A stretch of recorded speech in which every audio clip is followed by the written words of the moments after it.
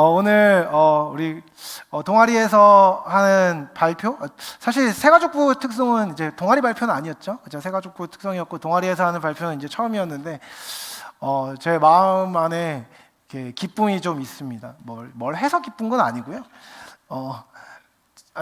잘해서 더 좋은 것도 있지만 잘해서 기쁜 것도 아닙니다. 자원하는 마음으로 공동체를 사랑하고 함께하기 원하는 마음으로 이게 섬기는 모습들이 제가 보기에 참 마음이 흡족합니다. 제 마음만 흡족하겠습니까? 하나님이 기뻐하실 줄 알고 우리가 공동체의 하나됨으로 서로 사랑하고 공동체를 섬기는 일들이 우리 공동체 안에 더 많아지기를 주님의 이름으로 축복합니다. 여러분, 우리가 함께 짐을 지는 원칙이라는 제목으로 말씀을 나눌 텐데요. 교회 생활을 하고 교회 공동체 생활을 한다는 것은 참 재미있는 일입니다.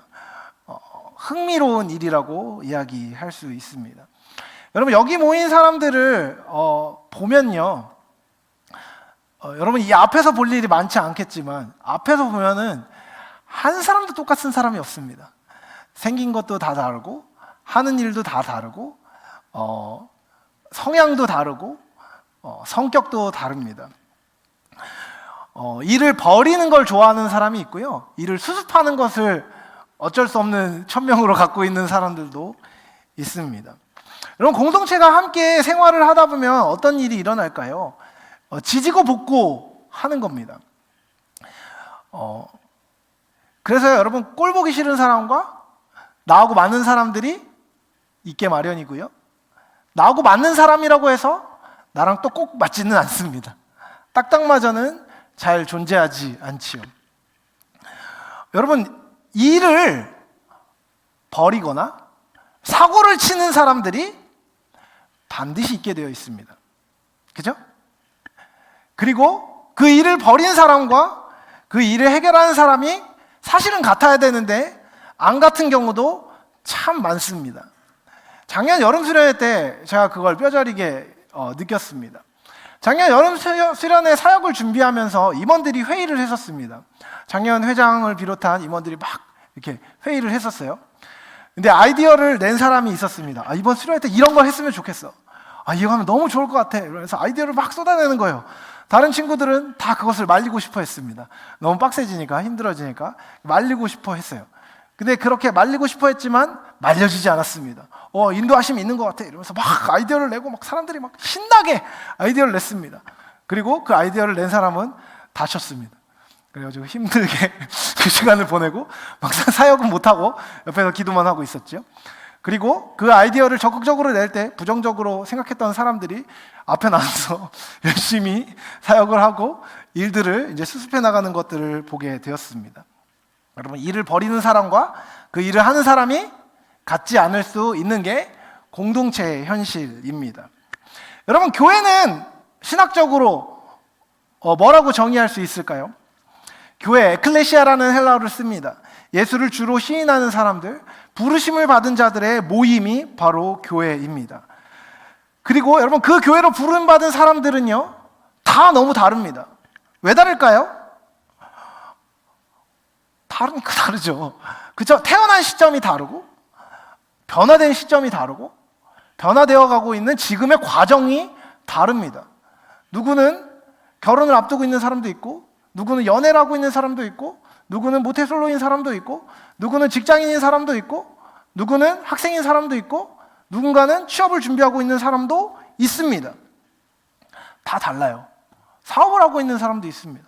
안정적인 사람도 있고 삶이 불안정한 사람도 있습니다. 신앙적으로 많은 것을 배우고 훈련받은 사람도 있고요, 아직 훈련의 기회를 얻지 못한 사람들도 있습니다. 나이도 다르고 성별도 다릅니다. 여러분, 여기 앉아있는 사람이 10대 후반부터 20대, 40대까지 앉아 있습니다. 20년 갭이 있는 거예요. 정말 너무나 다양하고 다릅니다. 신앙적인 성숙도, 훈련도 다 다릅니다. 하나님과의 친밀감, 사회에서의 지위, 위치 다 너무 다릅니다. 그리고 그런 사람들이 함께 교회를 이루어가는 것입니다. 교회를 이루고 있는 것입니다. 여러분, 그러다 보면요, 그런 사람들이 어쨌든 한 가치를 가지고 살아간다고 얘기하면서 복작복작거리면서 살다 보면 어떤 일이 일어날까요? 싸우는 겁니다. 갈등이 일어납니다. 그리고 눈에 띄는 갈등이 아닐 때도요, 여러분, 내 스타일이 아닌 사람들이 있습니다. 그렇죠? 내 스타일이 아닌 스타일들. 그렇죠? 꼴 보기 싫은 사람들을 있는 거죠. 없는 척 할 거예요? 그래서 다 있잖아요? 나만 그래요? 나만 이상한 사람인 것처럼. 그렇지 않죠? 마음에 안 드는 사람들, 나랑 스타일이 다른 사람들이 너무 많습니다. 근데 그 사람들이 어쨌든 함께 예수를 믿으면서 살아가는 겁니다. 그럼 어떤 일이 일어나죠? 갈등이 생깁니다. 관계의 엇갈림이 생기는 것이에요. 제가 오늘 아침에 그 어떤 SNS를 보다가 보게 된 그 내용이 있는데, 여러분, 고장나는 자동차는 어떤 자동차인지 아세요? 달리는 자동차입니다. 달렸던 자동차만 문제가 일어납니다. 가만히 서 있는 자동차에는 문제가 일어나지 않아요. 하지만 가만히 서 있었던 자동차보다 달리는 자동차가 더 중요하고 탁월합니다. 왜요? 그 기능을 다하고 있기 때문입니다. 여러분, 교회 안에서도 마찬가지입니다. 관계하지 않고 피해 다니면 쉽게 신앙생활 할 수 있습니다. 편하게 신앙생활 할 수 있습니다. 왔다 갔다만 하다 보면 아무 문제가 일어나지 않을 수 있습니다. 근데 아무 문제가 일어나지 않아서 괜찮다고 여겨지는 상황이 실제로 내가 괜찮은 것은 아닌 것입니다. 교회에서 사랑하기 위하여서, 올바른 삶을 살아내기 위하여서 살다 보면 관계의 엇갈림, 갈등, 어려움은, 잘못은 생겨나게 되어 있습니다. 그렇다면 여러분, 그 와중에 우리는 어떤 삶을 살아야 합니까? 여러분, 관계의 엇갈림, 부딪힘, 어려운 상황 가운데서요, 죄가 저질러집니다. 누군가는 실제로 죄를 저지릅니다. 그리고 그 죄의 파괴력으로 말미암아 누군가는 고통을 받습니다. 그때 우리는 그 상황을 어떻게 다뤄야 합니까? 특별히 여러분, 지도자는 어떻게 다뤄야 할까요? 팔로워의 자리에 있는 사람은 어떻게 해야 됩니까? 내가 잘못했을 때 나는 어떻게 해야 합니까? 또한 잘못 때문에 어려움을 겪고 있는 사람이 되었을 경우는 어떻게 해야 합니까? 또한 그 모든 상황을 제3자의 상황에서 바라보고 있는 그 사람은 또한 어떻게 해야 합니까? 저는 오늘 본문을 보면서 이런 다양한 관점들에 대해서 생각해보고, 그 관점을 바라보며 우리가 가져야 되는 원칙이 무엇인지를 함께 생각해보고자 합니다. 함께 읽은 빌레몬서는요, 신약 성경 중에서는 아마 가장 짧은 편지 중 하나가 아닐까 싶습니다. 하지만 그럼에도 불구하고 매우 깊은 신학적인 메시지와 공동체의 윤리를 담고 있는 성경입니다. 빌레몬서에 등장하는 등장인물은요, 크게 3명이라고 보면 됩니다. 첫 번째는 이 서신의 기록자인 바울입니다. 바울은 복음을 전파하고 교회를 세운 사도였지요. 현재 로마에서 감금 중이고 이제 갇혀있는 와중에 자신이 사랑하는 동역자인 빌레몬에게 편지를 쓴 것입니다. 두 번째 등장인물은요, 이 서신의 수신자인 빌레몬입니다. 내게라고 할 때 이 너는 빌레몬이라는 사람입니다. 이 빌레몬이라는 사람은요, 골로새에 있는 교회에서 신앙생활을 하고 있었습니다. 그는 제법 부유했던 것 같고요, 골로새에 있는 교회의 지도자였습니다. 가정교회로 모이는 작은 규모의 교회였지만 그 교회의 신실한 지도자이자 바울의 동역자, 하나님의 사람이었죠. 그리고 여러분, 이곳에 이 서신에 등장하는 마지막 등장인물은 바로 오네시모라는 사람입니다. 오네시모는요, 바울의 이 편지를 들고 빌레몬에게 편지를 전달한 사람인 것으로 알려져 있습니다. 특별히 이 오네시모는 빌레몬의 종이었습니다. 그런데 종생활을 하기 싫어서 도망친 사람이었지요. 이거를 우리가 전문 용어로 뭐라고 부르죠? 탈주노예라고 부릅니다. 도비수리, 도망간 거예요. 하지만 여러분, 그 도망가는 중에서 바울을 만나게 되었습니다. 사실 그 오네시모가 빌레몬으로부터 도망친 이유가 무엇인지에 대해서는 성경에 밝히고 있지 않습니다. 하지만 분명한 것은요, 이렇게 도망가게 되면 죄인으로 낙인 찍히고, 혹시 주인이 그 도망노예를 만났을 때 죽여도 별 문제가 없는 것이 당시 사회적 통념이었다는 것입니다. 어쨌든 오네시모는 법적으로는 죄인이었습니다. 그는 도망 중 바울을 만나 복음을 듣고 회심했습니다. 아마 그의 회심은 꽤나 진실된 것이었던 것 같습니다. 바울이 그를 자신의 아들이라고 부르고 이제는 더 이상 종이 아니라 사랑받는 형제라고 칭하면서 빌레몬에게 오네시모에 대해서 부탁한 것을 보면 그는 굉장히 드라마틱한 변화를 겪었던 사람이었던 것 같습니다. 방금 전에도 말했지만 여러분, 이 서신은 바울이 쓰고 오네시모가 빌레몬에게 전달하였습니다. 이 말만 놓고 보면 이상한 일이 아니지만 여러분, 얼마나 난감한 상황인지 생각할 수 있으시겠습니까? 탈주노예였던 오네시모가 자기가 도망했던 대상에게 돌아간 겁니다.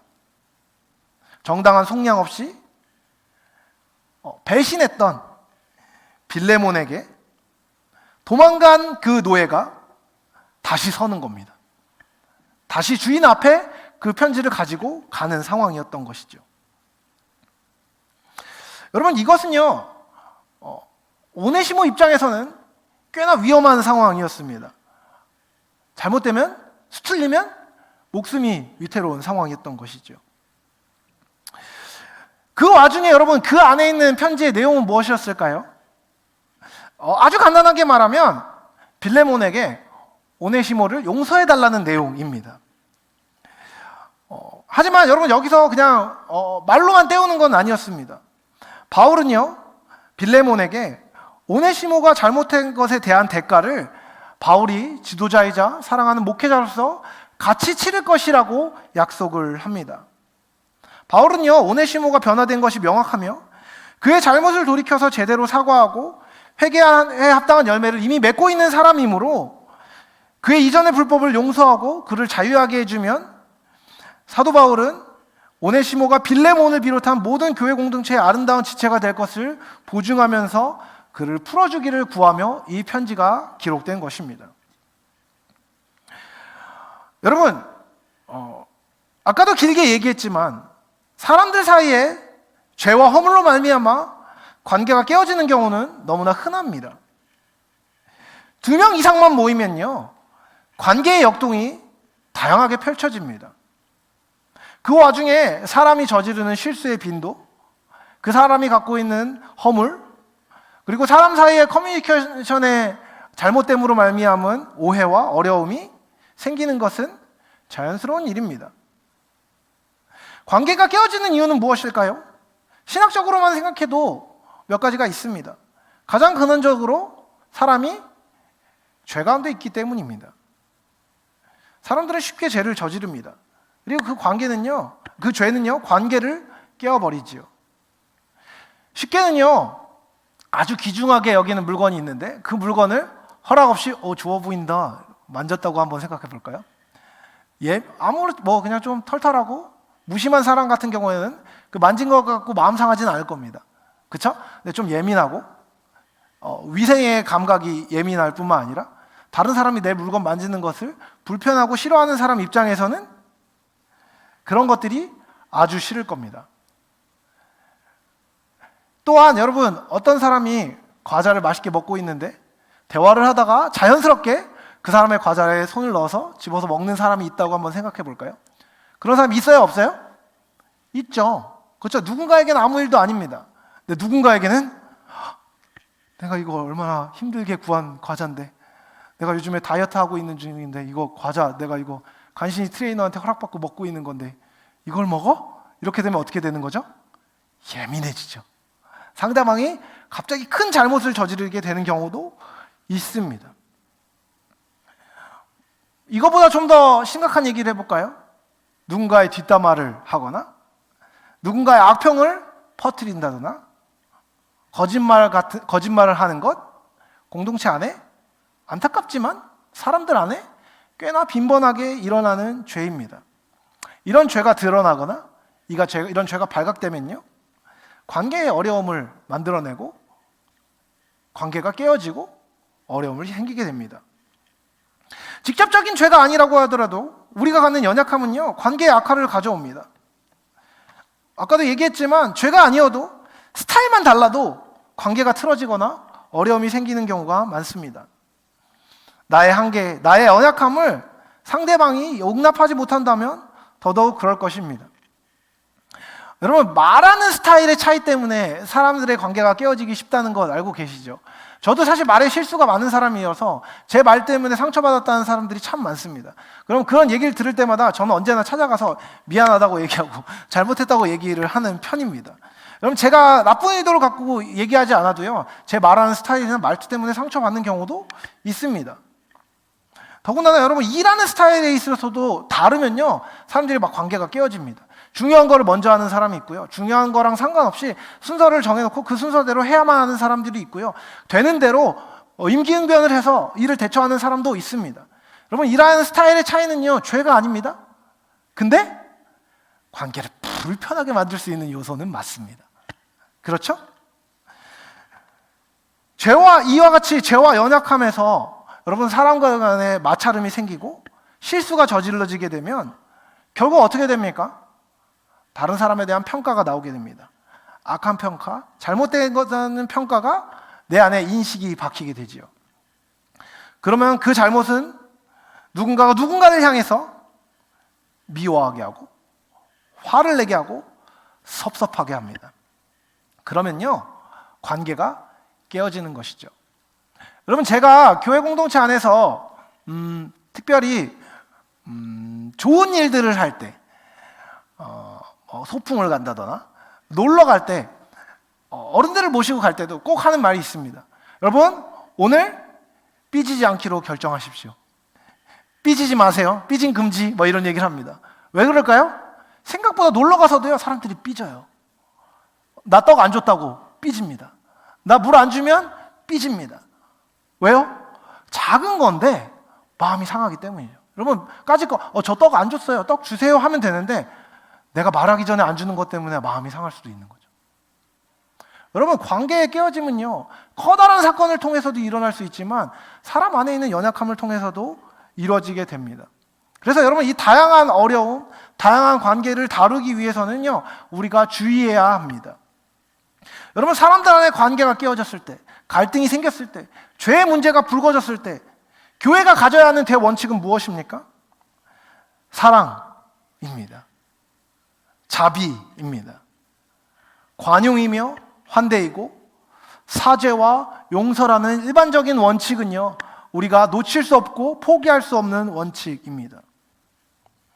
여러분, 공동체 안에서 모든 관계는요, 회복과 온전함을 지향합니다.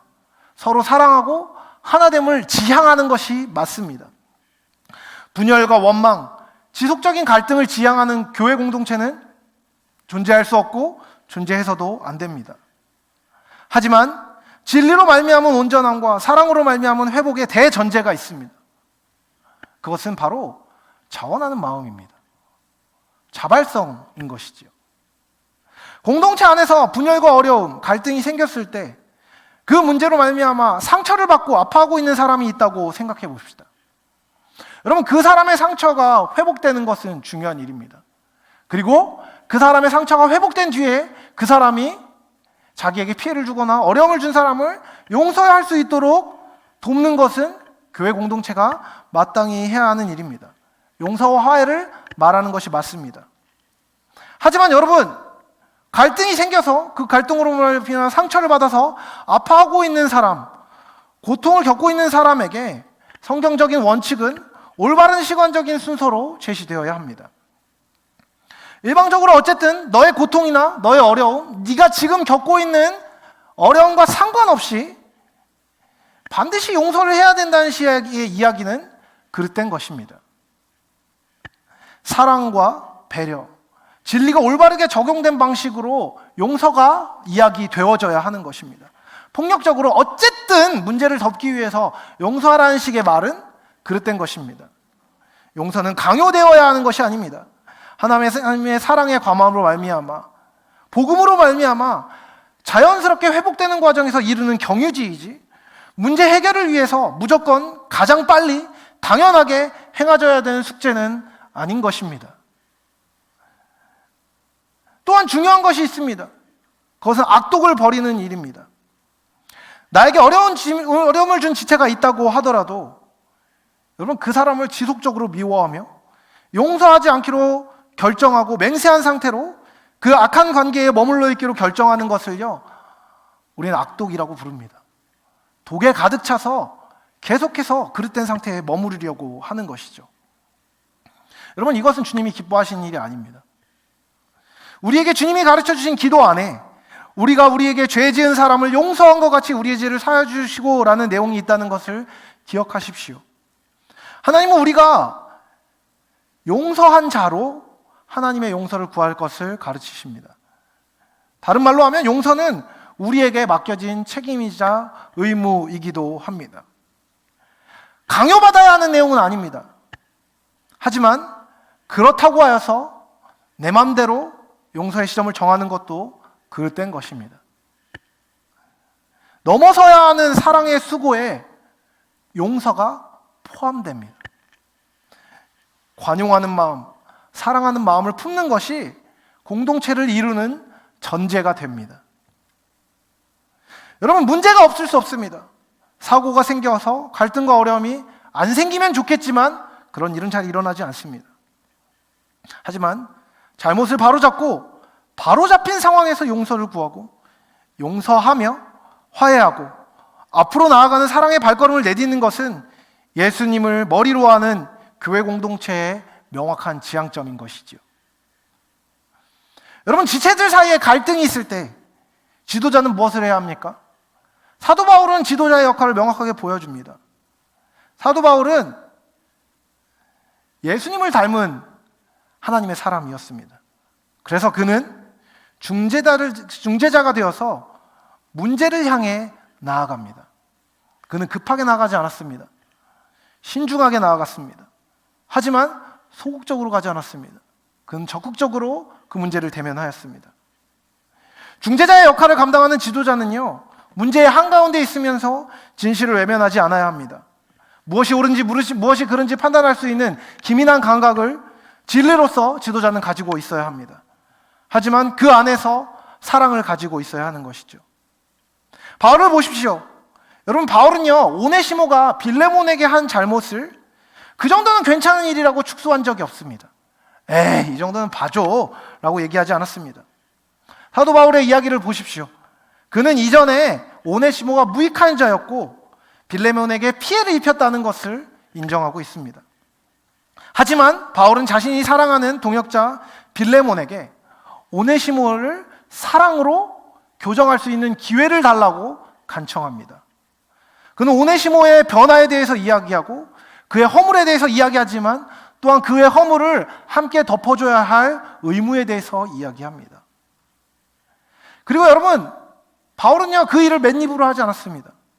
그는 회개에 합당한 열매를 맺도록 도왔을 뿐 아니라 그 열매를 함께 맺어서 함께 그 일을 짊어지겠노라 얘기합니다. 여러분, 혹시라도 바울이 이야기하는 것은 무엇입니까?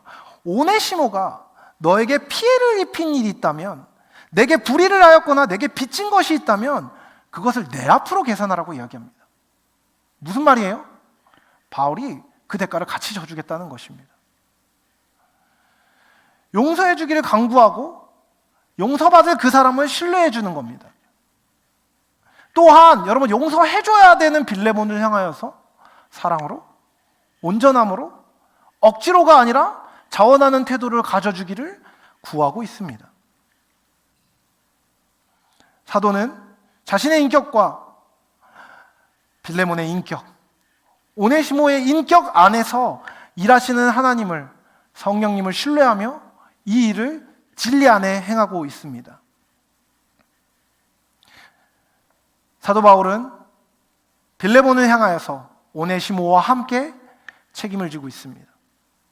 그리고 빌레몬이 오네시모를 용서할 수 있도록, 용서하도록 권고하되 강요가 아니라 사랑으로 함께하는 모습을 보여주었습니다. 여러분, 너무나 이상적인 모습이지요. 이 일을 진짜 할 수 있는 지도자가 얼마나 될지 솔직히 잘 모르겠습니다. 하지만 여러분, 바울이 사람이었고 하나님 앞에 성화의 길을 성실하게 경주한 사람이었다는 것을 생각할 때, 우리가 똑같은 일을 하지는 못하더라도 넓은 마음과 사랑의 사람이 되는 과정을 겪을 때는요, 지도자로서 해야 될 삶의 원칙을 바울이 보여주고 있다는 것을 알 수 있습니다. 또한 여러분, 잘못을 저지른 사람은 어떤 태도를 가져야 합니까? 만약 갈등 상황에서 오네시모처럼 실수를 저지른 사람이, 죄를 저지른 사람이 명확하다면 그는 어떻게 해야 합니까? 가장 먼저 그가 해야 하는 것은 회개입니다. 회개는 무엇입니까? 자신이 지은 잘못에 대해서 지적으로 인식하고 정서적으로는 슬퍼하며 의지적으로는 돌이키는 모든 활동을 포함합니다. 이는 반드시 회개에 합당한 열매, 즉 회개에 걸맞는 행동을 수반하게 되어 있습니다. 여러분, 본문을 보면요, 오네시모의 직접적인 행동은 묘사되지 않습니다. 바울에게 오네시모가 요긴한 사람이 되었다는 것 외에 본문에서 오네시모에 대한 행동이 언급되지는 않습니다. 하지만 그가 변화되었음을 편지의 맥락을 통해서 조금만 생각해보면 명확하게 알 수 있습니다. 여러분, 제가 서두에 설명하면서 무슨 말씀을 드렸죠? 이 편지를 누가 전달했습니까? 오네시모가 직접 전달했습니다. 사랑하는 지도자 바울이 자신의 잘못을 용서해 줄 것을 탄원하는 편지를 들고 이 사건의 당사자이자 자기가 잘못을 저지른 사람 바로 앞에서 그 편지를 건네고 있습니다. 로마법에 의하면 탈주 노예는 주인에 의해서 죽임을 당해도 책임을 물리지 않았습니다. 결국 이렇게 섰다는 것은 무엇입니까? 자기의 잘못을 인정하고 그 잘못에 따르는 책임을 지겠다는 결의를 지금 오네시모가 갖고 있다는 것입니다. 상대방의 처분에 자신을 맡기겠다는 것입니다. 그는 책임 있게 행동하고 있습니다. 그는 자신의 법적인, 도덕적인, 윤리적인, 신학적인 책임을 회피하지 않고 상대방의 처분에 자신을 맡깁니다. 이와 같은 책임 있는 행동이 용서를 구하는 가장 핵심적인 태도입니다. 회개는 말이 아니라 삶의 방향 전환으로 나타나야 합니다. 그런 점에서 용서를 구하는 오네시모의 태도가 건강했다고 우리는 이야기할 수 있는 것입니다. 그는 복음으로 변화되어 이전의 패역함을 버리고 새 삶을 살기 원하며 이 일을 감당하고 빌레몬 앞에 서 있는 것이죠. 그렇다면 이제 용서를 하도록 요청받은 빌레몬에게는 어떤 책임과 의무가 따를까요? 바울은 오네시모를 바라보는 시각의 변화를 촉구합니다. 빌레몬은 이제 책임 있게 회개하고 자신의 책임을 회피하지 않는 오네시모를 가혹한 시선이 아니라 사랑과 자비로 자신의 동역자의 자리에 있는 사람으로 여기며 바라보아야 하는 의무가 생긴 것입니다. 여러분, 단순하게 그가 했던 실수를 없었던 일로 하라는 것이 아닙니다. 그 있었던 일을 넘어서 그 앞에 있는 사람이 참으로 그리스도의 생명을 나타내는 삶을 살도록 하기 위하여 그를 위해 참고 인내하고 덮어주고 사랑에 헌신을 하도록 요청받고 있는 것입니다. 여러분, 교회 전승에 따르면요, 아마 빌레몬은 그와 같은 하나님의 사람으로 어려운 시간을 잘 견디고 그를 오네시모를 용서했던 것 같습니다. 그리고 그 덕분에 오네시모는 후에 에베소 교회의 감독이 되었습니다. 한 사람의 용서와 용납, 그리고 용서를 구하는 용기 있는 태도, 그것이 이 단순한 관계를 넘어서 전체 교회 공동체의 유익이 되었습니다. 여러분, 또한 이 서신에 숨겨진 독자들도 중요한 역할을 감당했습니다. 즉, 오네시모, 빌레몬, 바울을 둘러싸고 있는 당대 교회의 성도들도 이 일에 한가운데 있었음을 우리는 잊지 말아야 합니다. 사건 당사자가 아닌, 하지만 공동체와 연결되어 있는 다른 사람들은 어떻게 해야 합니까? 가장 먼저는요, 성도들은 사려 깊은 관찰자가 되어야 하고 사려 깊은 중보자가 되어야 합니다. 사건을 외면하거나 없는 척하지 않는 것은요, 공동체에 있는 모든 구성원들이 지도자와 함께 감당해야 할 몫입니다. 하지만 또한 공동체는 함께하는 공동체의 성도들을, 동역자를 보호해야 될 의무가 있습니다.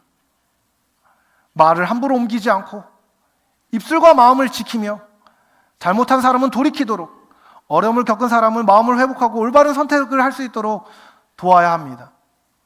또한 지도자를 위하여 기도하고 지도자와 함께 공동체가 사랑의 방향으로 갈 수 있도록 회복의 방향으로 갈 수 있도록, 화평의 방향으로 갈 수 있도록, 또한 공의가 세워지도록 함께 지어져 가야 하는 것입니다.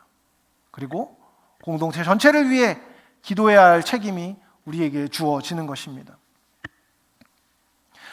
말씀을 마무리하려고 합니다. 여러분, 공동체 안에 크고 작은 다양한 사건들, 관계 안의 갈등과 문제의 엇갈림이 있습니다. 그 사건들이 일어날 때마다 공동체는 이 짐을 짊어져야 합니다. 여러분, 한국 교회에 문제가 생기는 경우가 참 많습니다. 안타깝게도 말이죠. 돈에 관련된 문제, 성에 관련된 문제, 관계에 관련된 문제들이요, 한국 교회를 뒤덮고 있습니다. 신문지상에 너무나 자주 오르내리죠. 여러분, 그런 문제들이 생길 때 우리는 어떻게 해야 됩니까? 그거는 나랑 다른 공동체에 속한 사람이야 라고 얘기하면서 손절 딱 치고 나랑 상관없어 라고 얘기하는 것은 너무 쉬운 일입니다. 하나님 우리를 그렇게 부르지 않으셨습니다. 우리는 그 짐을 지는 겁니다. 누군가가 똥을 쌌으면 그 똥을 같이 치우는 겁니다. 오물을 뒤집어 썼습니까? 억울하십니까? 예, 억울해 죽겠습니다. 열받아 죽겠습니다. 속상해 죽겠습니다. 근데 그 속상한 상황에 문제를 피하거나 옷을 벗어던지고 도망가는 것은 공동체에 속한 성도가 해야 할 일이 아닙니다. 함께 짐을 지는 것. 나 대신 내 십자가를 지신 예수 닮아 그 십자가를 함께 지고 예수 닮은 공동체로, 예수 닮은 마음으로 회복해 나가는 것. 참됨이라는 가치를 적용하되 사랑을 담아 하는 것. 그것이 교회의 부르심입니다. 현미경과 망원경을 동시에 사용하는 것 같고 오른쪽과 왼쪽을 함께 보는 것 같은 그런 느낌이 들지만 하나님 우리를 그렇게 부르십니다. 여러분, 사도 바울이 자신의 다른 서신인 갈라디아서 6장 1절에서 2절 이 원칙을 명확하게 말했습니다. 여러분, 빌레몬서를 썼을 때 사도 바울은 늙었을 때였습니다. 근데 갈라디아서를 썼을 때는요, 혈기왕성하던 때입니다. 젊을 때입니다. 근데 그는 젊었을 때도 이 원칙을 동일하게 갖고 있었습니다. 제가 읽어드리겠습니다. 형제들아, 사람이 만일 무슨 범죄한 일이 드러나거든 신령한 너희는 온유한 심령으로 그러한 자를 바로잡고 너 자신을 살펴보아 너도 시험을 받을까 두려워하라. 너희가 짐을 서로 지라. 그리하여 그리스도의 법을 성취하라. 여러분, 우리는 각 개인으로 부름받았습니다. 하지만 개인으로 함께 부름받았습니다. 그래서 여러분, 우리는 함께 지어져 가는 것입니다. 그리고 그렇게 함께 짐을 지는 본은 다른 분이 아니라 우리의 주인 되신 예수께서 가장 먼저 보이셨습니다. 바울이 또한 그 일들을 보여주었습니다. 그리고 이 같은 피 흘림 위에 사랑의 공동체가 세워졌습니다. 우리 교회도, 청년부 공동체도 그렇게 세워져 가는 것입니다. 여러분, 하나님을 바라보십시오. 믿음의 사람이 되십시오. 용기를 내십시오. 이 용기는 사랑할 용기이고 헌신할 용기이고 진리를 짊어질 용기입니다. 그 용기를 가지고 믿음의 발걸음을 내디딜 때 우리의 능력 때문이 아니라 성령께서 우리를 사랑하심으로 참되고 아름다운 일들을 행하실 것입니다. 그리고 그 피 흘림 위에 세워진 교회는 무너지지 않고 굳건하게 서서 승리를 향해 나아갈 것입니다. 그 승리를, 그 사랑을 함께 맛보는 저와 여러분이 되실 수 있길 사랑하는 주님의 이름으로 축복합니다.